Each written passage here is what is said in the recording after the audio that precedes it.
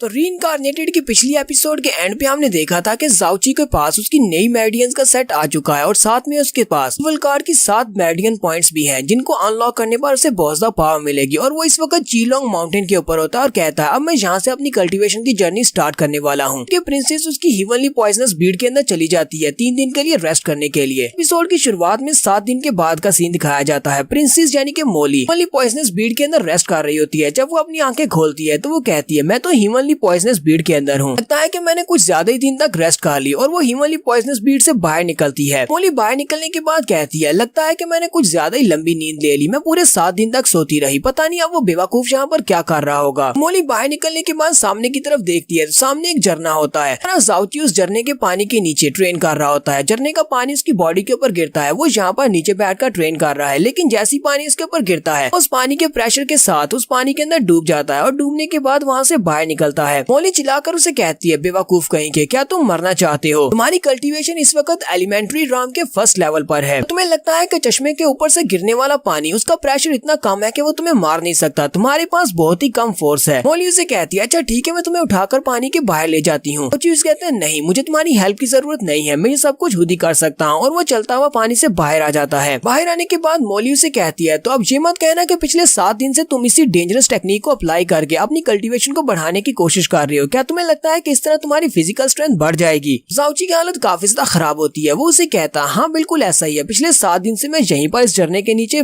Try कर रहा हूँ अपनी कल्टीवेशन को बढ़ाने की। मोली उसे कहती है क्या तुमने कभी सोचा है कि कहीं झरने के ऊपर से पानी के साथ कोई छोटा सा पत्थर भी नीचे आएगा तो उसका प्रेशर बहुत ज्यादा होगा। अगर तुम नीचे होगे तो वो तुम्हारी बॉडी के साथ लगकर तुम्हारी बॉडी को 2 टुकड़े भी कर सकता है। अरे तुम यहाँ पर इतनी ज्यादा कोशिश क्यों कर रही हो? तुम्हारी कल्टीवेशन आहिस्ता आहिस्ता बढ़ी जाएगी। जाउची उसे कहता है मुझे बहुत ज्यादा स्ट्रॉन्ग बनना है, अगर मैं स्ट्रॉन्ग नहीं बनूंगा तो फिर मैं अपने प्यारों को कैसे बचा पाऊंगा? मुझे उन लोगों को बचाना है जिनसे मैं प्यार करता हूँ। पिछले 16 साल से क्योंकि मेरी मेरिडियंस ब्लॉक्स थी इसी वजह से मैं कल्टीवेट नहीं कर पाया। जबकि मुझे मेरी नई मेरिडियंस मिल चुकी है तो मैं 1 सेकंड भी गंवाना नहीं चाहता, मैं ट्रेनिंग करके अपनी कल्टीवेशन बढ़ाना चाहता हूँ। मोली उसे कहती है अच्छा ठीक है मैं तुम्हारी बात को समझ गई, अब जबकि तुम इतना ज्यादा हार्ड वर्क करना ही चाहती हो तो ठीक है मैं तुम्हें नहीं रोकूंगी, लेकिन उससे पहले इस प्रिंसेस को अपने पहनने के लिए कुछ नए कपड़े चाहिए, जाओ और जाकर मेरे लिए नए कपड़े लेकर आओ। मोली उससे कहती है मुझे अपने लिए एक बहुत ही प्यारी सी ड्रेस चाहिए, एक अंडरवियर चाहिए, बालों पर लगाने के लिए हेयर बैंड भी चाहिए, इसके अलावा जो भी चीज हो वो सब कुछ लेकर आओ। जाउची उसे कहता है लेकिन तुम्हें कपड़ों की जरूरत ही क्या है? मुझे लगता है कि ये वाले कपड़े काफी ज्यादा अच्छे हैं, इससे कम से कम तुम्हारे नीचे के माले को हवा तो लगती रहेगी। मोली उसकी बात सुनने के बाद गुस्सा हो जाती है और चिल्लाकर उसे कहती है ठरकी कहेंगे अब तुम कहाँ पर देख रहे हो, यहाँ पर तुम किस चीज को हवा लगने की बात कर रहे हो? मोली काफी ज्यादा गुस्सा होती है और उसे कहती है अब अपनी बकवास बंद करो, जल्दी से मेरे लिए कुछ नए कपड़े लेकर आओ, मुझे ये फटे पुराने कपड़े नहीं पहनने, तुम ठरकियों की तरह मुझे घूरते रहते हो। जाउची उसे कहता है अच्छा अच्छा ठीक है मुझे तुम्हारी समझ आ गई, पहले मुझे थोड़ा सा रिकवर करने दो, उसके बाद मैं गाँव में जाकर तुम्हारे लिए नए कपड़े ले आऊंगा। जाउची उसे कहता है अच्छा मुझे ये तो बताओ कि तुम कहाँ से आई हो? तुमने कहा था कि तुम एक प्रिंसेस हो, तुम कौन से किंगडम की प्रिंसेस हो? मोली उसे कहती है मैं एक प्रिंसेस हूँ लेकिन मैं किसी किंगडम या फिर किसी कंट्री की प्रिंसेस नहीं हूँ, मैं एक ऐसी जगह से हूँ जो यहाँ से बहुत ज्यादा दूर है। अगर मैं तुम्हें उस जगह के बारे में बताऊंगी तब भी तुम्हें इसके बारे में पता नहीं चलेगा कि वो जगह कहाँ पर है, इसी वजह से बेहतर है कि तुम उस बारे में ना ही जानो। जाउची उसे कहता है तुमने कहा कि तुम यहाँ से एक बहुत ज्यादा दूर की जगह से हो तो फिर तुम यहाँ पर फ्लोटिंग क्लाउड सिटी में क्यों आई हो? तुम्हारे पीछे कोई लगा हुआ था जिसकी वजह से तुम यहाँ पर पहुँच आई। मोली उसे कहती है नहीं मेरा पीछा कौन करेगा, मेरे पीछे जितने भी लोग थे मैंने उन सभी को मार डाला, लेकिन उस फाइट के दौरान मुझे पता ही नहीं चला कि उन लोगों ने कब मुझे गॉड स्लेइंग पॉइजन दे दिया। ये पॉइजन बहुत ज्यादा खतरनाक है और इसका कोई तोड़ भी नहीं है। फाइट के दौरान तो मुझे इस बारे में जरा भी पता नहीं चला, वहाँ पर बहुत सारी मिस्टिक पावर्स को रिलीज करने के बाद जब ये पॉइजन पूरी तरह से मेरी बॉडी में फैल गया, अब इस पॉइजन को क्योर करने के लिए मुझे कोई ना कोई इलाज तो ढूंढना था। यहाँ पर आने की मेरी एक और भी वजह है, जब वो इवल ब्लड ड्रॉप मेरी बॉडी के अंदर था तब मुझे इवल गार्ड की मेमोरीज पता चली। उन मेमोरीज के मुताबिक इवल गार्ड ने 5 जगहों के ऊपर खजाना छुपाया हुआ है। 5 जगहों में से एक जगह यहाँ पर है, यहीं पर आसपास कहीं पर वो खजाना छुपा हुआ है। साथ ही उन मेमोरीज में मुझे एक और बात पता चली कि वो इवल गार्ड इतना ज्यादा पावरफुल है कि उसने हीवन कॉन्टिनेंट को बनाया है। जाउची बहुत ज्यादा हैरान हो जाता है और कहता है क्या वाकई में ये बात सच है कि मिस्टिक हीवंस कॉन्टिनेंट को इवल गार्ड ने बनाया है जिसका ब्लड ड्रॉप इस वक्त मेरी बॉडी में है? मोली उसे कहती है क्योंकि वो एक गार्ड है तो वो ऐसा कर सकता है क्योंकि गार्ड के पास अनलिमिटेड पावर्स होती हैं। मोली जाउची से कहती है इस पूरे के पूरे हीवन कॉन्टिनेंट के ऊपर 5 ऐसी जगह है जहाँ पर उसने कुछ स्पेशल ट्रेजर्स को छुपाया हुआ है। इवल गार्ड के इस दुनिया से गायब होने से पहले उसने इन 5 जगहों के ऊपर 5 बीजों को छुपाया था और वो बीज उसकी पावर के रिलेटेड है। और कहानियों में कहा जाता है कि सिर्फ उसका सक्सेसर जो कि इस इवल ब्लड ड्रॉप को अपनी बॉडी में एब्जॉर्ब कर पाएगा, सिर्फ वही उन 5 जगहों को ढूंढ सकता है और उन बीजों को ढूंढकर अपनी बॉडी में उनकी की पावर्स को एब्जॉर्ब कर सकता है। जाओची बहुत ज्यादा खुश हो जाता है और कहता है तो तुम्हारे कहने का मतलब यह है कि उन 5 जगहों को सिर्फ मैं ही ढूंढ सकता हूँ। जाओची उसे कहता है और मुझे उन बीजू के बारे में बताओ, वो क्या है, उनको कैसे यूज करना है और मुझे उनको कैसे ढूंढना है। मॉली उसे कहती है तुम तो इस बारे में सोचना भी मत, क्योंकि तुम्हारी कल्टीवेशन बहुत ज्यादा लो है कि वो इवल गार्ड के बीज हैं, तो उसने उनको जिस भी जगह के ऊपर छुपाया होगा का पहरा बहुत ज्यादा टफ होगा। वहाँ पर जो गार्डियन होगा वो बहुत ज्यादा पावरफुल होगा। हो सकता है कि वहाँ पर कोई एम्परर लेवल का बीस्ट हो जो कि उसको गार्ड कर रहा हो। फिलहाल के लिए हमें इस बारे में बात करने की जरूरत नहीं है क्योंकि तुम उनको नहीं ढूंढ सकते। उसे कहता है चलो ठीक है, फिलहाल हम इस बारे में नहीं सोचते। और जाओची फिर से झरने के नीचे जाकर बैठ जाता है और अपनी ट्रेनिंग करता है। मॉली काफी ज्यादा खुश होती है और कहती है फाइनली तुमने ये सब कुछ अचीव कर लिया, अब तुम झरने के पानी के नीचे पूरे 23 सेकंड्स के लिए बैठ सकते हो। पिछली बार से तो काफी ज्यादा अच्छा है। जाओची फिर से जाकर अपने कपड़े पहन लेता है। जाओची उसे कहता है तो कम से कम मेरे पिछले 16 साल से तो काफी ज्यादा अच्छा है। 16 साल से मैं बिल्कुल बेकार था, एक कचरा था, लेकिन अब मेरे पास एलिमेंट्री फर्स्ट लेवल है। मॉली उसे कहती है मुझे याद आया, तुम मेरे लिए नए कपड़े कब लेकर आने वाले हो। जाओची उसे कहता है मैं तुम्हारे लिए नए कपड़े कभी भी नहीं लेकर आने वाला। पिछली बार जब मैं तुम्हें अपने साथ लेकर नए कपड़े लाने के लिए गया था, हमें वहाँ पर कोई भी ड्रेस पसंद नहीं आई और यहीं पर हमें बैक फ्लैश सीन दिखाया जाता है। जाओची उसके लिए एक ड्रेस उठाता है और उसे कहता है ये वाला देखो, क्या तुम्हें ये अच्छा नहीं लगता। उसे कहती है नहीं, मैं एक प्रिंसेस हूँ और मुझे पर्पल कलर बिल्कुल भी पसंद नहीं है। मैंने आज से पहले कभी पर्पल कलर नहीं पहना और मैं ना ही पर्पल कलर पहनूंगी। जाओची उसके लिए एक और ड्रेस उठाता है और उसे कहता है इसके बारे में क्या ख्याल है। मॉली उसे कहती है तुम्हें ये सारा कचरा कहाँ से मिल रहा है, ये तो बहुत ही लो क्वालिटी के कपड़े हैं, मैं इतनी लो क्वालिटी के कपड़े नहीं पहन सकती, मैं एक प्रिंसेस हूँ, इसलिए कोई अच्छा सा स्टफ लेकर आओ। उसे कहता है इस पूरी रिमोट विलेज के अंदर सिर्फ एक ही शॉप है और जो हाई क्वालिटी कपड़ों की शॉप है, अब तुम्हें यहाँ पर इससे ज्यादा बेहतर कपड़े तो नहीं मिल सकते। तो मॉली उसे कहती है अगर वाकई में यहाँ पर इतने ज्यादा लो क्वालिटी के कपड़े होने वाले हैं तो इसकी बजाय मैं नंगा रहना पसंद करूंगी, घटिया कपड़े मैं नहीं पहनने वाली। जाओची उसकी बात सुनने के बाद जल्दी से भागता हुआ जाता है और अंदर से जाकर एक अंडरवियर उठा लाता है और उसे कहता है जरा इसकी तरफ देखो, नंगा रहने से ये पहन लेना ज्यादा बेहतर है, चलो जल्दी से इसे पहन कर दिखाओ। तो इस बार मॉली बहुत ज्यादा गुस्सा हो जाती है और चिल्लाकर उसे कहती है कमीने कहेंगे तुम फिर से ढड़कियों वाली हरकतों पर उतर आए हो, मैं वाकई में लगता है कि मैं तुम्हें नहीं मार सकती। सीन हमारा फिर से प्रेजेंट में आ जाता है। जाओची मॉली से कहता है अब जबकि तुम्हें उस छोटे गांव की शॉप में से कोई भी ड्रेस पसंद नहीं आई, तुम्हें इंतजार करना पड़ेगा। अभी मैं न्यू मून सिटी की तरफ जा रहा हूँ, जब हम वहाँ पर पहुँचेंगे वहाँ से तुम्हारे लिए नए कपड़े ले लेंगे। मॉली से कहती है चलो ठीक है, फिर अपने न्यू मून सिटी की तरफ चलते हैं। उसी वक्त मॉली को कुछ महसूस होता है। मॉली से कहती है यहीं करीब में कुछ बहुत ही पावरफुल लोग हैं। जाओची उसे कहता है कहाँ पर है, मुझे तो कुछ भी सेंस नहीं हो रहा।